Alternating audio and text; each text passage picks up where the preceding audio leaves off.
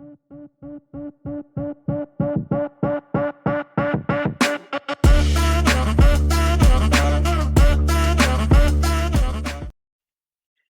often hear people talk about their character.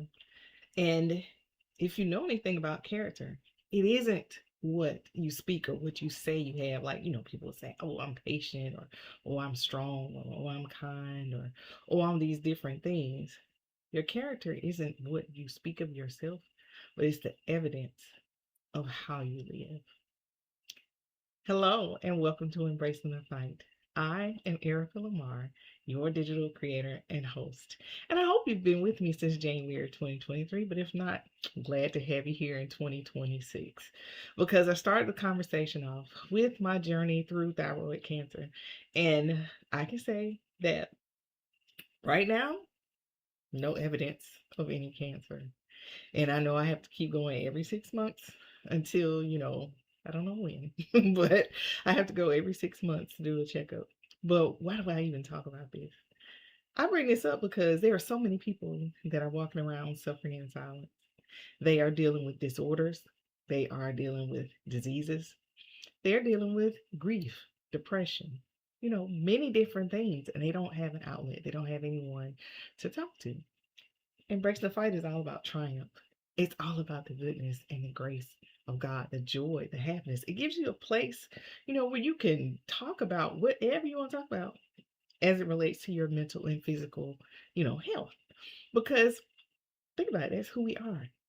We are a physical being, but we have emotions, we have feelings, and we have the spirit. We have those things, and as they all come together, if you stifle one or the other, then you feel incomplete.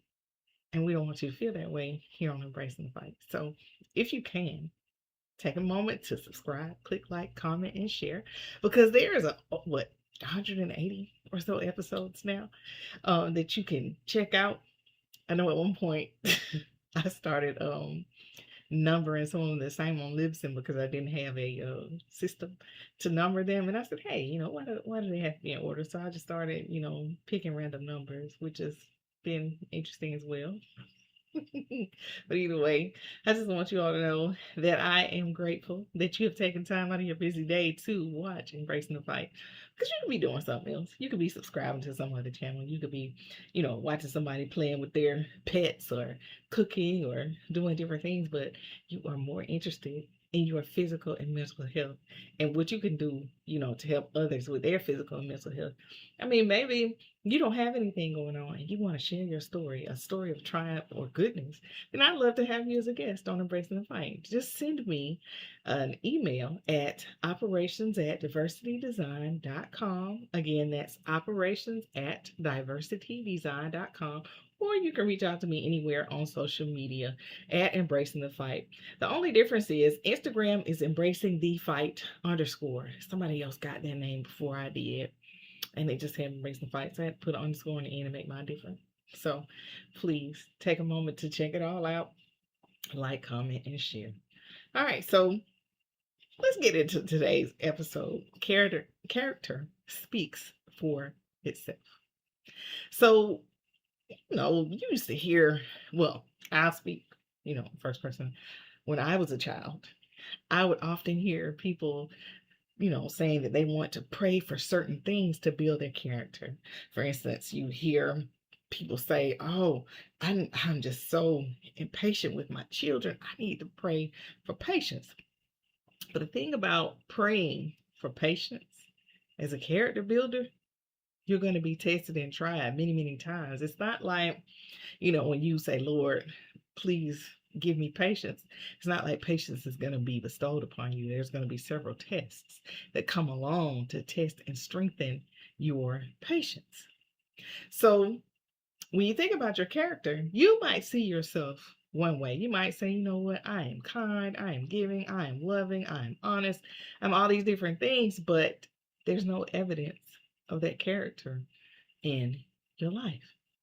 Character isn't a thing that you can just speak and hope that people see you the way that you know, you don't necessarily see yourself, but that's the way you want to see yourself.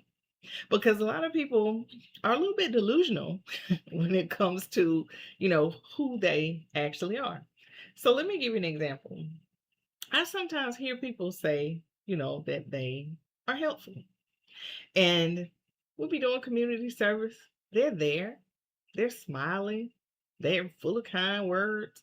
But the whole time we've been there, they haven't folded a brochure, picked up a bag, moved a chair, put on any decorations, cooked anything, brought anything. But they are, just A1 when it comes to helping others. And it's like, what exactly did you do to help them? Yes, you were there. Unless you're saying emotional support is a help, which, possibly could be. But if you see somebody carrying 6 chairs and you standing with your hands empty, you're not being very helpful. So it's all about, your perspective. But your character itself, it speaks for you every time when it's evident how you live your life. So let's talk about strength. Imagine if you say, you know what, Lord, there's so much in my life that is breaking me right now. Give me the strength. Those things that are breaking you in your life right now, guess what they're doing? They are honing your strength as you speak. Now, don't take this the wrong way when I say this, because, life and death, those are natural things that have to occur. People are going to die. People die every day. But it's not a test of your strength that was directly to you. It wasn't sent directly to you to test your strength. It's a natural process, but in the process, it does test your strength. So it's not like, I don't think God goes around saying, you know what, you ask for strength. Okay, I'm going to take your mama, your grandma, your child, your grandchild. I don't think God does that. Everyone has an appointed time to leave, but when they leave, the strength of the people around them is truly tested. So imagine that you have lived, with a family member for many years and you've not established a footing or anything, in your life. You've been trying, not saying that you're just sitting around being lazy, but you're trying and you're trying to do all these different things and all of a sudden they die. Your strength is being tested because now that your safety net or your support is no longer there, like, you got to show who you are and what you can do from that point. Because otherwise, that character flaw is going to be amplified. And you'll find yourself in a place where you're feeling overwhelmed, you're dealing with anxiety, and you're just doubting yourself, like, how do I do this and what do I do? So when you want to build your character, of course, talk to the Lord about it first and explain, to Him what you want to do or what character you're trying to build. But when you do that, just be prepared, for what is coming. Spend time, in your word, spend time praying, spend time, talking with like minded, individuals. I'm not saying go and just grab a group of women together and talk about how, you ask the Lord to um, basically keep you while you're waiting for your husband.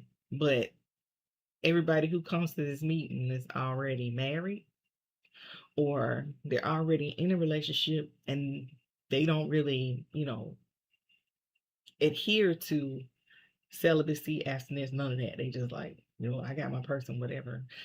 You want to be with like-minded individuals that can hold you accountable because it's sometimes easier when you're going through something to sit with someone who's going through what you're going through. For instance, when I talk to people who have lost children or people who have lost both of their parents, they describe the feeling of that loss to being like nothing they've ever felt before. And it's not something that you'll ever get over. It will never, be a calm spot. It will never be right for you. It's just a new normal. And imagine if you're in a group with people that haven't experienced that and they're trying to offer you advice. The only thing I found that you can offer someone that is going through something like that is listening ear. Even kind words sometimes overshadow what they're trying to say. Because imagine if you've lost, your children, and a person has all of their children, and every time you see them, they have, their kids with them, and all you have is, photos of your children. There's nothing that that person can say to you to make you feel any better other than the fact that they can listen to what you have to say or just sit in silence. Because I mean, I don't know. I don't have children myself, so I couldn't even imagine bringing a child, into the world and then losing them. Because we found that there is no word in the English language that describes that. Like, for instance, when a spouse loses a spouse, you're a widow. If parents if children lose both parents, then they're an orphan. What happens when a parent loses a child? There's no word for that.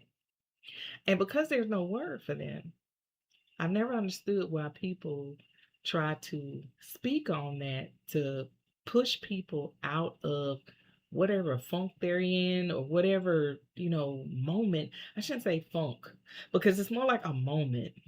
They're sitting in a place that they cannot get out of because they cannot hear that child or see that child again.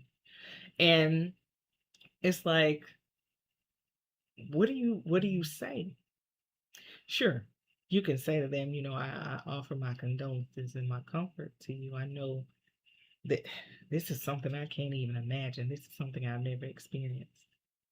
So if you want to talk, I'm here for you. If you just want to sit in silence and look at old pictures and old movies and reminisce, I will forever listen. Because that's something that a lot of people really don't understand. If you had a child for a year, 5 years, 10 years, 15 years, you created memories with that child. Just because they are no longer here doesn't mean that, it's going to go away. It means that every day you wake up, something is going to remind the person who lost a child of that child. And how they deal with it is how they deal with it. It's not a way that you can tell somebody, oh, girl, it's been 6 years. You need to snap out of that. How do you tell somebody something like that? I mean, I know you want them, I should say, let's believe that your intentions are good and you want them to be who they were prior to the loss. If that's the case, there's still a better way to do it than to try to force them to let go of that memory. And I know I spent a little, while talking about that, only because I have seen varying levels of strength in people who have lost children.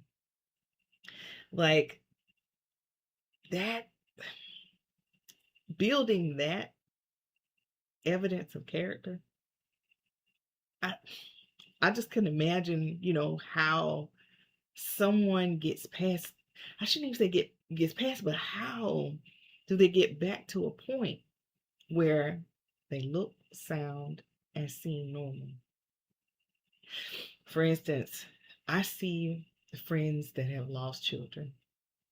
You can look in their eyes and tell that the light is gone, or not necessarily gone, but dim.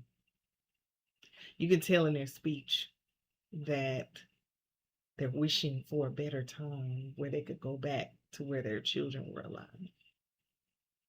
Or they even say, you know, why did I have to be here to see this? And then you've got those other parents who've lost children that have gone out and started a full movement, to bring comfort to other people, who have lost children. And in doing that, that builds that element of character, strength. It builds strength because If you lost your child, how do you get up in front of hundreds of people, tell what happened to your child, and then encourage them to allow the people who are listening to you to allow their children to continue to live through them, to keep living, don't, die with that child or with that loved one. It takes major strength. So when you are praying and when you are asking God for different, you know, elements of character, patience, strength, kindness, things of that nature. When you're asking for that, just know that there's a caveat, there's a test, there is something that is coming.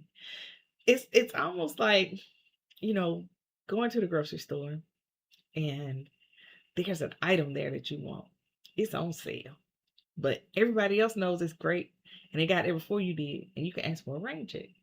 Well, when you get that rain check, anytime that you go back to that store, if that item is there, they're going to honor whatever it was when they ran out of supply of the thing that you desired. That's just how we build our character. We go, we ask the Lord to build us in a certain way. It may not happen all at one time. It may happen where, you get tested on your job and you do spectacularly well. You don't cuss anybody out. You don't slap anybody down in the hallway. You don't key anybody's car. You don't send any nasty grams, none of that stuff. You do great. That's the first job, right? Say you get promoted. And then everything is coming out of every direction and you wondering, Lord, why is this happening to me?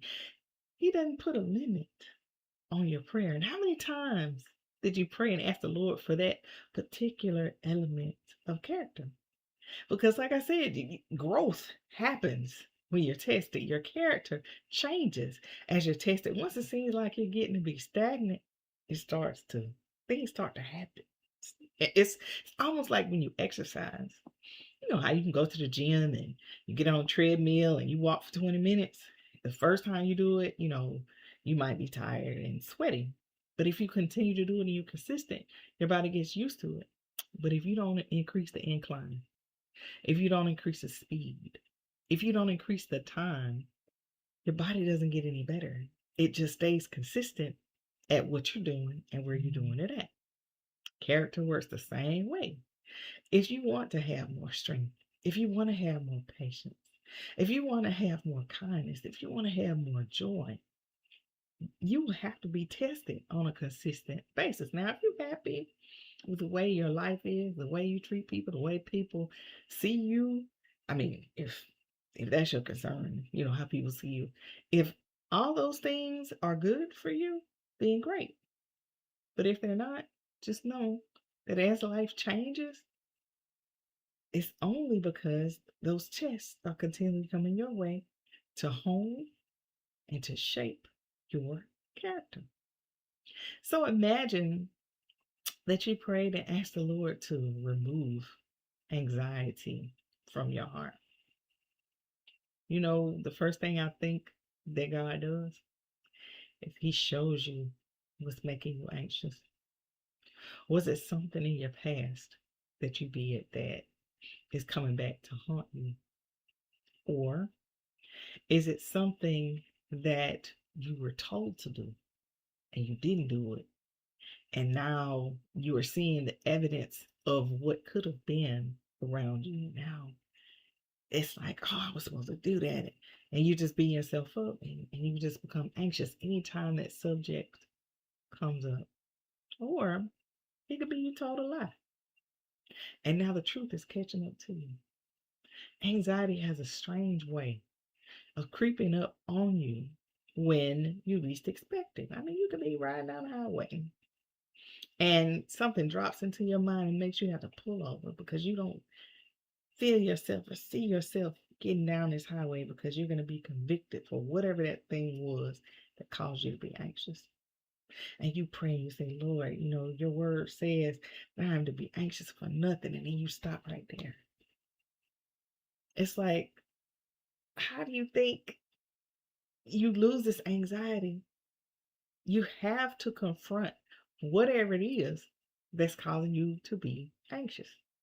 Now, I'm not saying, if say you were in a horrible relationship and now whenever you meet people or you want to date, you are overwhelmed with anxiety. You won't go out. You don't do anything because of how people treated you before. I don't mean go back and confront the person who caused that pain.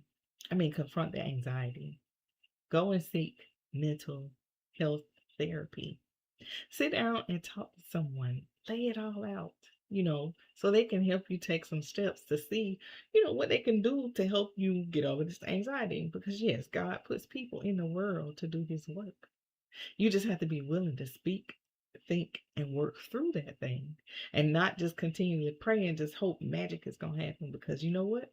Faith without works is dead. You can believe all day long that you're not going to be anxious, but if you never, like for me, if I never learn how to swim, going towards like the edge of a yacht or boat, oh my God, when I say I was terrified, it's gonna continue to happen because I'm not doing anything to deal, with the anxiety. Yes, I do need to learn how to swim. Yes, I've thought about it, but I don't know. It just hasn't been a priority. But what I'm saying is, don't judge me. What I'm saying is, when it comes to anxiety, whatever that thing is that's causing you the anxiety, if you meet it head on, it goes away. So imagine if I learn how to swim, I'll be walking next to the edge of a boat. I'll be, well, I don't know. I don't know. I take that back because if I'm out like deep sea fishing or if we're on a cruise or something like that, I still don't think I'll be walking to the edge because if you fall off out there, you liable not to come back. So that is not, what I'm talking about. I'm talking more like if I'm at a pool or if I'm like seeing a Tampa Bay or something and they just got a little, like dinner cruise or something going around. I can stand near the rail without feeling like, oh my God, I'm gonna die. So what I'm saying to you is whatever is causing you to be anxious, call the thing a thing. Because a lot of us are trapped when it comes to anxiety because we refuse to say what it is. Because you know what? People always tell you, oh, the power of life and death lie in the tongue. Don't say it. So how do we call it out if you don't say what it is? How do you lay it before the Lord if you don't speak to him and tell him, what it is? Yes, he knows everything about you, but when you speak it and you tell him, God is concerned with what you are concerned with. So instead of, beating yourself up with this anxiety and fighting with yourself, within yourself, with things that you can change, lay it before the Lord and then seek advice. I don't mean, just go next door to Miss Minnie Sue and whoever's over there and find out how they dealt with stuff. No, I don't mean that. I mean with professionals or someone who has been through a similar thing as you. Let's talk about nervousness. I'll just admit, um, growing up, I had a lot of confidence when it came to standing in front of people, speaking and commanding an audience. That is something that, I truly, truly enjoy. But the weird thing is, I can't, I should say can't because I can and I have done it. But it's difficult for me to sing like in front of people. It's just odd. And then once I finish singing, people always tell me, "Oh, you sound so good." Because when I was in college, my roommate, one of my roommates, because I had three roommates. One of them, her name was Yolanda Wilson. Hey Yolanda, hopefully you're watching. She was like, "Girl, I can't remember how we found out, we could sing and we sounded really good together. But she got me to get into the freshman talent show. And we got in the talent show.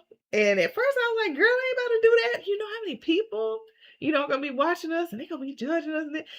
And then I started thinking, I was like, I don't know these folks. I don't care if they judge me or not. Maybe this will be fun, right? Wrong. No, it really was fun. But anyway, we got on the stage and we sang Silver and Gold, at the little, I guess you would call it an audition because we got picked. Well, anyway, they told us you guys are gonna go last because you guys sound so good and it's gonna bring down the house and you know, um, it's always good to bring God into, you know, this type of show. So we're like, yes. So we get there and there's like a fashion show, there's like people other people that's in the talent show too. And they line us up, backstage. So Yolanda and I are at the end. But then you know how like you hear the MC talking, but you're not paying attention to what they're saying. But I heard some music playing. And when the music started playing, I look at Yolanda, I'm like, hey, that's our song. So she's looking at me like, you're right. You ready? And I'm like, no, we are not supposed to go first. When I say I was so nervous, it's like I felt like sweat running down my back. It was running down on my back, I think. I can't remember. I just know I just felt hot and nervous. And I was like, why do I feel like this? Why? What is causing me to feel this way? So then we go on out there after some coaxing or whatever. And they probably had played the song, the beginning of it 2 or 3 times before we came out there. And we came out. The first thing I did was look into the crowd. And all the people that I had met and all the people that I knew, they were like cheering for us. They were like yelling and screaming before we even started singing. And none of these people had heard us sing before. So we started singing and we got a standing ovation. And everyone was like cheering. And we got off the stage. I was like, oh, y'all's voices are so complimentary of one another. That was a beautiful song and all this and that. And still, inside of me, my heart was beating 200 beats per minute. I mean, I was stroking out up there. And it was like, for what? Because everyone said it sounded good. But there's something that was in me inherently since I was a child that made me feel that way about singing. Now, what did I do to really try to address that? I try now because sometimes it still comes back because I'm reminded of something that happened when I was a child that makes me feel that way about singing. And what's crazy is I walk around the house sing all day. Even funnier, let me give y'all something that happened. I was in Upward Bound and what is it? The name of the song, Order My Steps. We all were in the little dorm practicing, singing the song. And what is her name? I want to say her name is Latricia. Anyway, she ended up being the one that they chose to sing this song. And everybody who heard me sing it, they were not in the room with me when I sang it. I was singing it like in the shower or I was singing in the room and they would be in the hallway, different places. And they were like, oh, for sure, you're going to be the one that leads this song. And I'm sitting there thinking to myself, no, baby, because it's not going to sound like that when I audition. But I didn't say anything. Went to the audition and they had us stand up one by one singing. And it was like, after it was over with, people were like, um, you didn't sound the same. You didn't sound the same as you did when you were singing in the room when you were singing in the shower. And it was like interesting to hear because it was like, I know that. I don't know what it is. It was just, something I couldn't do. Give you another example. I remember when I tried out for the praise team in my church. So I was in the bathroom at the church singing a song. And one of the ladies who was on the panel to choose, she was like, when I came out and washed my hands, she was like, oh my God, that was you singing? And I was like, yeah. She was like, oh yeah, such a beautiful voice. Fast forward, we go in the room, we sit down, and they asked me what song I'm going to sing, and I tell them what song it is. And the lady was just smiling. She just beaming because she had just heard me like 3 minutes before. I was so nervous that I feel like I sounded like a baby goat. But they got me to calm down. They prayed, we talked and stuff, and they were like, oh, you have such a beautiful voice. And they were like, but we don't want you to die, nervousness and pass out on stage. So would you like to sing in the choir? And I was like, absolutely, I'll sing in the choir. I just said all of that to say this. Your character is built by the tests of your life. And the evidence of the lessons learned is what, you show into the world. So in that nervousness, I never confronted what caused me to feel this way because those people are dead and gone. And it's like I have talked to mental health therapists, but I never brought that up because I always thought it was something silly. So the question is, what is it that you're holding on to that's keeping you from building your character because you think it's silly? You think it's something that people will judge you for, or people will laugh at you and say, "You got a problem with that? That is so easy." You realize that people are different. We are unique. We all have different hangups, qualms, and issues. No one is the same. So I can't judge my journey against yours, and neither can you do the opposite. You just have to deal with whatever it is that you've been blessed with. Now, the things that you haven't been blessed with, those are the things that you're asking the Lord to build your character for. Just be prepared that during this building phase, there's going to be a lot of heavy lifting. There's going to be a lot of trials and a lot of tests. All I can do is tell you to stay encouraged. And if you don't, want your character to change, stop asking. A lot of people will say, I asked the Lord, to give me the words to say, to people when instead of me holding things in, but you don't listen and you out there cussing folks out because those are the only words that you can conjure up. When if you read the word of God, you can hide the words in your heart and speak life, even when people are speaking negatively and nasty, to you. Character is the evidence of what is inside of you. It isn't what you say you are, it is what you are made of.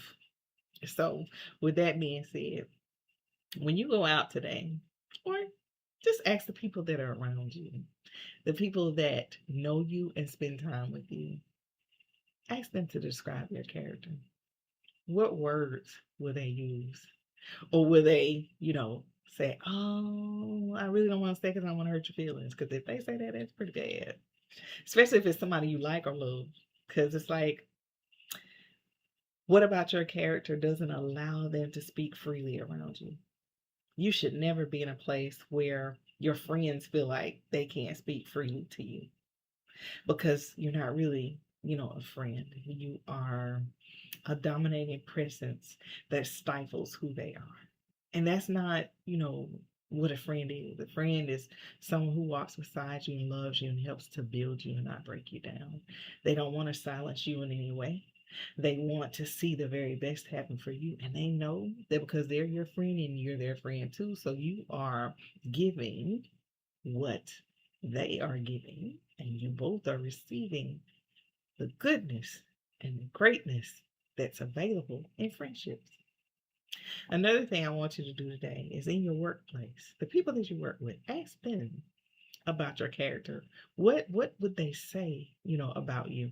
And then based off of what the people who love you say and what the people who work around you say, how does it compare to what you say about yourself? Do you need to change? Or do you just need to be realistic about who you are and how your character was built? That's all I wanted to talk to y'all about today. Because regardless of what I say on this podcast, character is going to show evidence. It's not going to just show up because you asked for it. It's going to show up because you worked hard for it. It's because you've been tested for it. And you've made it through whatever the challenge is that was holding you back. Thank you so much for taking time out of your busy schedule to watch this episode of Embracing the Fight. And as always, I want you all to have an absolutely amazing day.